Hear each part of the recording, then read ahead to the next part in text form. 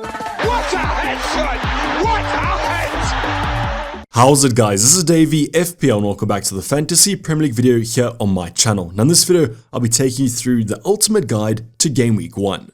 So if you guys are new to the channel or just new to this ultimate guide series, I've done this over the past few seasons. Basically, it's a roundup of the stats and the various talking points leading up to the upcoming game week.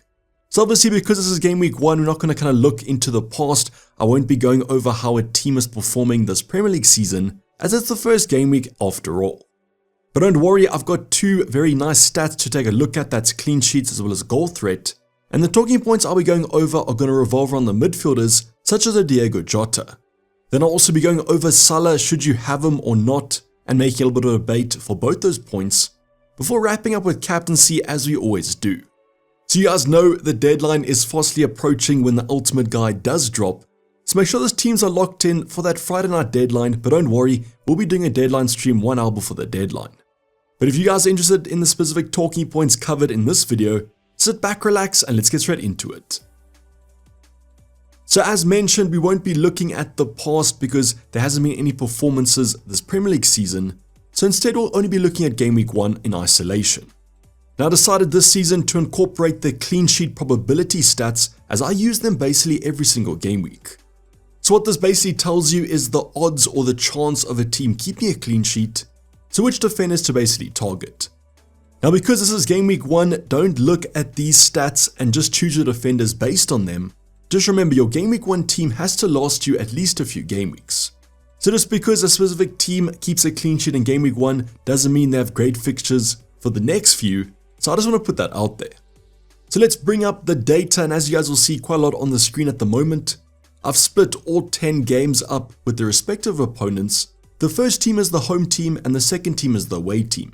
So for example, United are hosting Fulham in Game Week 1, we then have Arsenal hosting Wolves, and the stat to the right of them is their chance of a clean sheet. Now what the colors mean is basically the green are the top 5, we then head into the grey, which is from 6 to 10. The pinkish color is the next in the order, and the maroon is the worst teams or the lowest chance of a clean sheet. So what you guys will use these stats for, as mentioned, is don't pick United defenders because they're going to keep a clean sheet in Game Week 1. If you think they're strong for the upcoming game weeks, 100%. But what these stats are used for is deciding captaincy, bench order, as well as which subs to make. So as mentioned, I use this stat basically every single week just to kind of assess which defenders to target in my starting 11.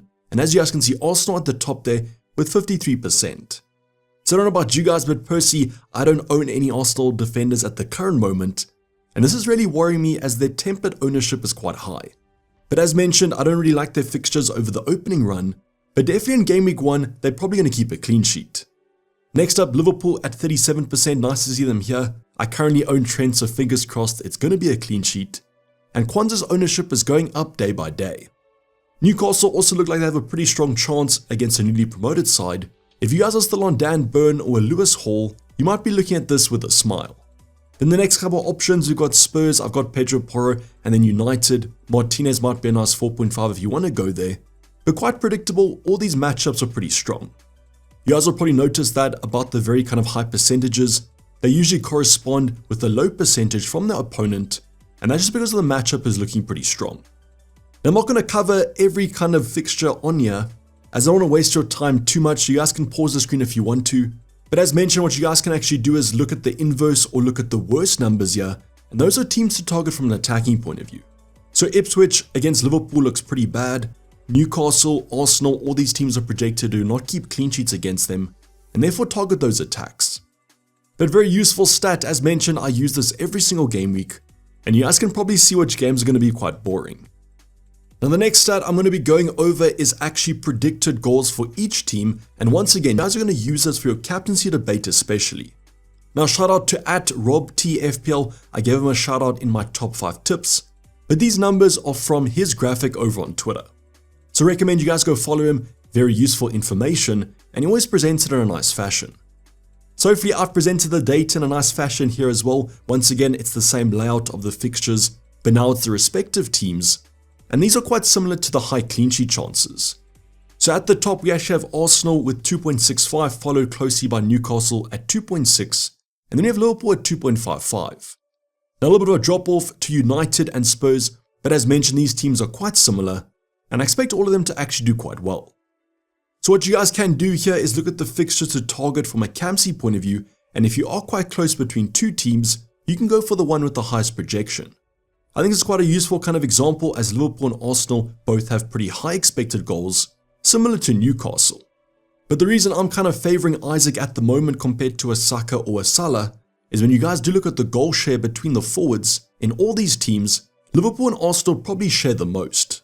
So this might be a Luis Diaz, Jota or Salah goal, Trossard, Havertz or Jesus or Saka goal, whereas Isaac's the main focal point in that Newcastle attack.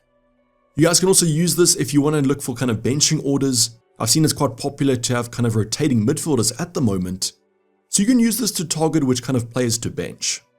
Once again, same color combination with the kind of maroon and pink colors, and also shout out to Man City, who also look like they're going to score a few goals. Now that information is quite useful, and as mentioned, you guys can always pause the screen if you want to. I'm going to give you another graphic in addition to these 1 week predictions, and that's from 11ify. This is actually a website that produces free stats, but you guys can go follow them over on Twitter as well, and they did their own projections for the opening 6 game weeks. So there might be some differences here and there with the matchday 1 values, but this does extend the timeline quite a bit. So as you guys can see, Liverpool at the top there with the most expected goals, and that does worry me slightly, as in my latest draft I had no Liverpool attacking coverage. Man City as expected, Arsenal as well as Newcastle. Most of these sides are quite self-explanatory, but you might want to use this for those kind of more budget options like a Muniz versus Chris Wood. Now though those numbers might be quite close, if you take someone for a João Pedro for example, Brighton expected to score more than someone like a Muniz or Nottingham Forest, but just remember this is for the entire team. But just an extra graphic I wanted to showcase if you guys are looking to do some more planning. Shout out to 11ify. Now the next talking point I just want to go over briefly is a very big talking point about the midfielders, and I'm going to bring up the graphic from when I did the midfielder review. So if you guys didn't watch that video, on the x-axis we have expected FPL points per 90 minutes, and the y-axis we have XG involvement per 90 as well. So the one player I want to focus on is going to be middle of the park there almost exactly, and that's Diogo Jota from Liverpool. So we mentioned this in the video, but if Jota gets minutes, he gets you FPL points, and that might be the reality over the opening few game weeks. So personally, I do think Slot will start with Jota up front for the opening few games, as the other players have had hardly any preseason. Now under the new manager, we don't exactly know how they're going to set up, but it looks like they're going to set up with Jota up front, as he's had a pretty good preseason, and I think Slot will just stick with that. Now obviously compared to someone like a Mo Salah, there's a big difference. He is quite a lot more expensive though. Will be interesting to see how Cole Palmer starts the season. The stats look pretty strong here, but this does include penalties, and I've seen Cole Palmer basically in no one's drafts at the moment. Trossard, another one I want to give a shout out to, at his price point could be great value, but there might be some rotation with that Arsenal front line. But basically the player I want to focus on is going to be Diogo Jota. He has the potential to be great value for money, but does carry a little bit of a risk there with rotation. Unfortunately, we don't exactly know how Slot kind of rotates his substitutes. He might be subbing a lot of people on the 60-minute mark, or he might be one of those managers that gives them at least the 80 mark.